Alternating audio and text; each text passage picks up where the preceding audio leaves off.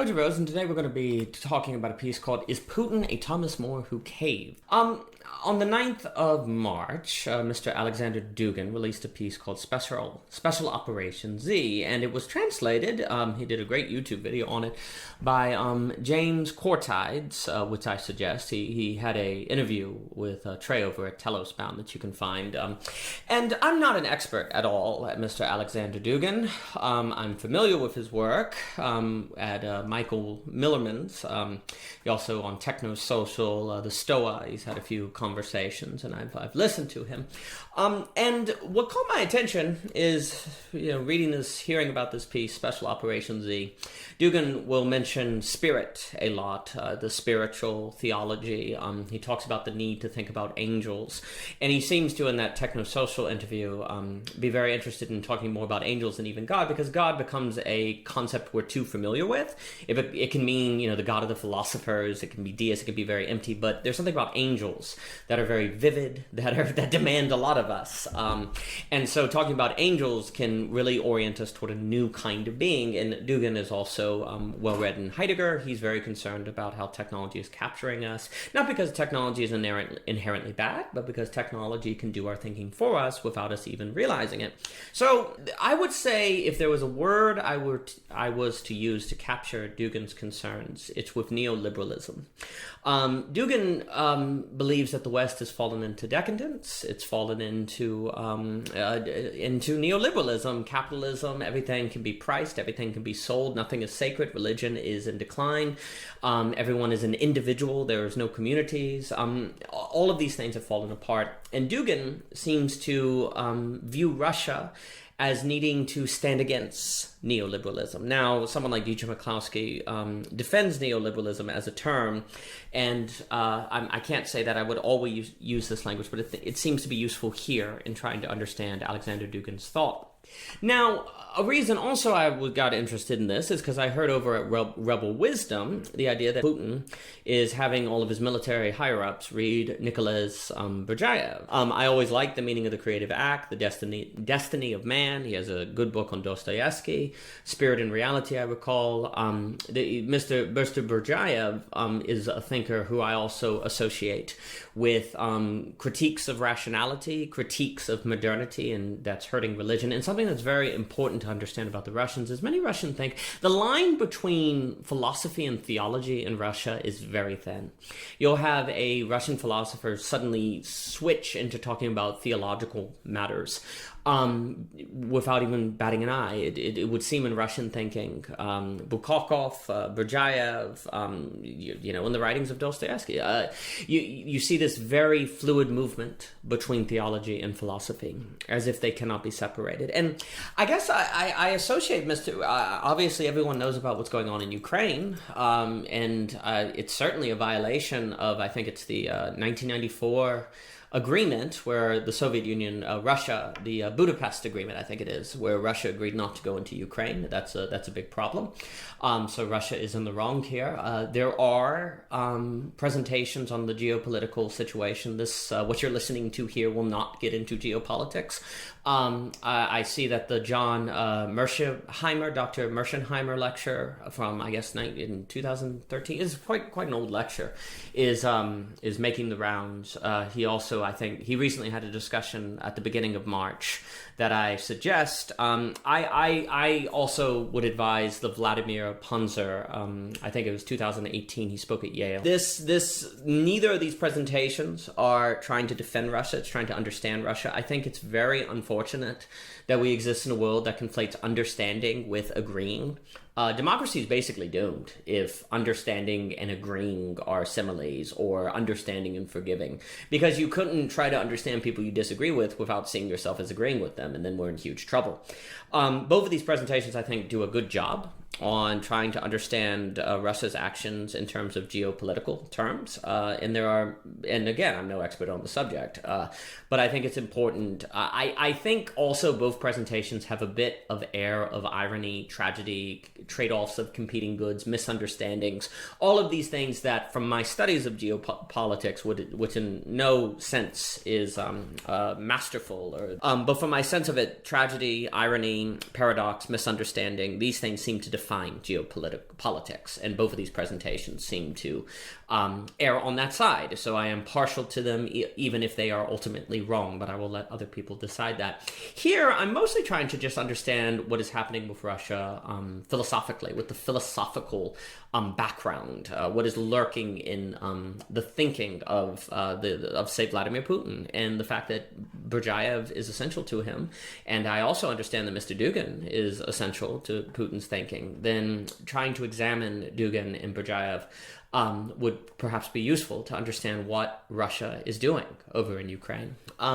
Now, again, I've always been curious by what Dugin is often discusses spirit, and talking about the need to defend spirit. I suppose when I think about what Dugin is talking about in light of Berdyaev, it makes more sense to me. And again, someone like Michael Milliman, he's a Dugin scholar. He would know better than I on what Mr. Dugin means when he talks about spirit. But if I think about it in terms of Mr. Berdyaev's work, then I think I can associate spirit with identity, belonging, meaning, and non-rationality, which I've spoken with John and Dawood and others as distinct, and Lorenzo as distinct from irrationality. Non-rationality would be ways of knowing beyond rationality, the physical, the emotional, the experiential, all of these things, which are essential to the life of the mind. You actually, if you think according to autonomous rationality or by rationality alone, we learn from David Hume that this is a force of totalitarianism and trouble. And people like Heidegger is going to warn us about instrumental rationality. So when I hear Dugin talking about spirit, I associate, I guess I'd say, the fruits of the spirit are identity, belonging, meaning, and non-rationality. And all of this falls under the umbrella of what John Vervaeke calls the meaning crisis. So I am associating spirit with the meaning crisis, and that a spiritual crisis then is a crisis of meaning, belonging, identity, non-rationality. I think since Russian thinkers tend to use the word spirit so freely, I think it's easy for Westerners to hear that and kind of other them, to treat them as if they're backwards and behind the times, and so we don't really take seriously what they're talking about. And I think that gets in the way of understanding what's happening in Russia, and thus greatly contributes to the likelihood that our thinking about the matter is wrong, is not good, is not useful, is not strategic, is not smart. If I am correct that we can associate spirit with the meaning crisis, then the philosophical underpinning of Russia's actions in Ukraine can be seen as a way to avoid the meaning crisis, or to stop the meaning crisis. But I use the words avoid and stop quite carefully, because I don't think they're solving the meaning crisis, which is a distinction I think is really, really important. We can see Russia, Dugin in Russia, if in fact Dugin's thought represents the thinking of Vladimir Putin. And again, I'm not trying to say that this is the explanation. There are real geopolitical concerns, factors that should be taken into account. But if Dugin, in fact, mixed with Berdyaev and some others, represents the philosophical thinking of Vladimir Putin, then indeed there is a movement to make Russia a place where the meaning crisis isn't happening by resisting neoliberalism. Neoliberalism is the cause of the meaning crisis. And also neoliberalism is bringing with it technology, the transhumanism, the talk of the singularity. And a lot of people are talking about the singularity and the creation of AI as if it could be the end of the world, or human beings could create something that they lose control of, and who knows what will occur. Well, you can view Russia as Russia seems to believe that there is a geopolitical reason why they need to have leverage, say, and even occupancy in Ukraine to resist the sways of neoliberalism, which is, I could also say transhumanism, but I'm just going to say neoliberalism and include that under the umbrella of the term. Whether or not indeed Ukraine has this function of helping Russia position itself against neoliberalism, I will let other people decide. But that seems to be, if we're following the philosophy here, what's going on, is that there's something about Ukraine that helps Russia resist neoliberalism.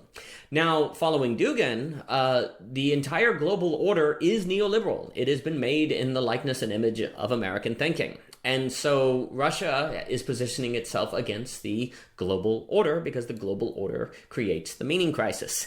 And once you fall, if the global order becomes all powerful and it causes a meaning crisis, then there will be no way to escape the meaning crisis. So you have to act now. You have to do something now to differentiate yourself from the rest of the world that will continue to fall into the meaning crisis, which, people will also talk about meta-modernity, which I had a talk with on Japan as being an example of this. So Russia is positioning itself not to fall into that.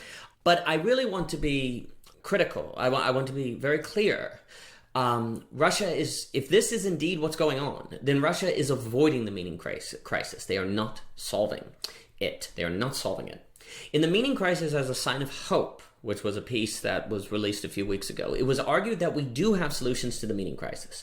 We such as nationalism, isolationism, xenophobia, racism, fundamentalism, nationalism, war. All of these are solutions to the meaning crisis. But we today no longer accept these solutions. They are old, they are immoral, they are wrong. We are holding ourselves up to a higher standard. The paper argued that what we are doing on this side of neoliberalism, I suppose, is we're more like Thomas More, who is refusing to grant King Henry a divorce because Mr. More believes that would be wrong. That would go against his values. And so he'd rather stay in prison and be executed than go against his values. And so likewise, yes, we in America are aware of the meaning crisis. We are aware of the ways that it is causing depression and mental illness and a lack of direction. But we would rather continue to suffer that difficulty than go back to ways that are immoral.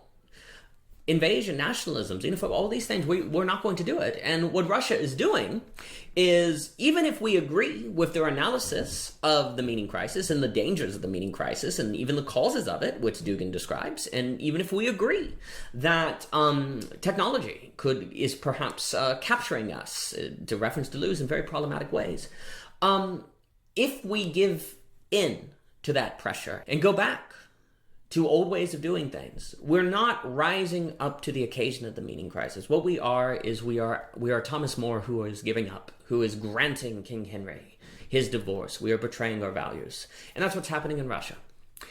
Russia is Russia is addressing the meaning crisis by going back to immoral ways of dealing with the problem of meaning that we today are holding ourselves up to a higher standard. It's a regression. Mr. Dugin, in his recent article, discusses a transparent clock and this idea that on one side of the clock, if you were watching it go backwards and you knew that therefore the clock was regressing, if you were looking at the clock from behind it, it would look like it was working normally, that it was going forward. And Mr. Dugin is making the point that from the metric of material reality, a working clock could actually be, from the perspective of spirituality, be broken, be regressing. And so you have this clock that's transparent. So based on what side you're looking at it, it will determine what it means. And he also has imagery in his article of falling below the earth, and I couldn't help but envision this transparent clock lying on the ground, and some people falling below the earth, sort of in the realm of Hades, looking up. And from there, it would seem as if the clock was working normally, but from above ground, or even in the heavenly realm, if we stick to this language of spirit that Dugin wants to use, it would be clear that the clock was not working. So it's this very, very, very interesting image of a clock. And he's kind of talking about the need, therefore, to have the right metrics, because you can think that neoliberalism is progress when actually it is regression. It is a loss of spirit, which again is belonging and community and all these different things and meaning that matter. So same clock, but from different perspectives, it has a different meaning. Well, from the perspective of the meaning crisis as a sign of hope, as a meaning crisis, as a negative space that we are submitting to ourselves to and suffering in that prison cell, precisely as we wait, like Dilsey in The Sound of the Fury, for a sublimation, for a new answer that will not fall back on old ways to handle the problem of meaning, because the problem of meaning is as old as human civilization. Every civilization has had to deal with the problem of meaning. They just had ways of dealing with it, like xenophobia, racism, war, violence, and things like that, that we no longer accept. We are waiting. We are trying to endure, like Dilsey in The Sound of the Fury, in that negative space, so that there is the possibility of a new solution to the problem of meaning arising that is not immoral, that is not wrong. From that perspective of the meaning crisis as a sign of hope, because there's something noble about not giving in to the temptation of old solutions. There's something very noble about that. There's something noble about Thomas More. From that perspective, what, from Putin's side of things, their view of things, for them is progress, because they're resisting the meaning crisis by trying to make geopolitical advancements that strengthens Russia against the global neoliberal order. From their perspective, that's an act of progress. But from the perspective of the meaning crisis as a sign of hope, it is actually a regression. It is a going backwards. It is a failing. If this is indeed the case, what we see in Putin is a Thomas More who decided to grant King Henry a divorce. In invading Ukraine, Russia is giving up. I think, for me, the situation in Ukraine, in fact, just stresses the fact that we need to immediately stop thinking of the meaning crisis as a dead end we stumbled into carelessly and foolishly. The meaning crisis is self-imposed in the name of higher morals and values. By emphasizing the desperateness of the meaning crisis versus the honor and nobility of its suffering, we are encouraging people, leaders, and nations to act like mice stuck in corners. Russia is acting like it's a mouse stuck in a corner, and so it's turning and fighting. Because what other option does it have? And if we continue to talk about the meaning crisis as a thing that we don't have answers to, as opposed to something we have answers for, but we choose not to use those answers in quote unquote solutions, because we're holding ourselves to a higher standard. If we don't start changing how we think about the meaning crisis, then we should expect nations and people to continue to act desperately, because we have told them that we have stumbled into some meaning crisis that we have no idea how to escape, and we don't know how we got here, and what will we do now?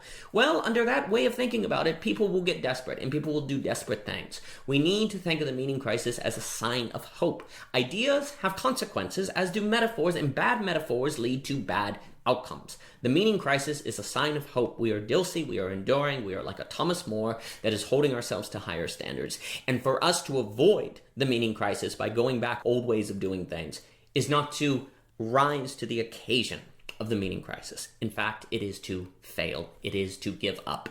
In invading Ukraine, Russia is giving up. The question is, what will we do? Will we give up too, or will we endure? For more by OG Rose, please visit ogrose.com, and thank you for your time.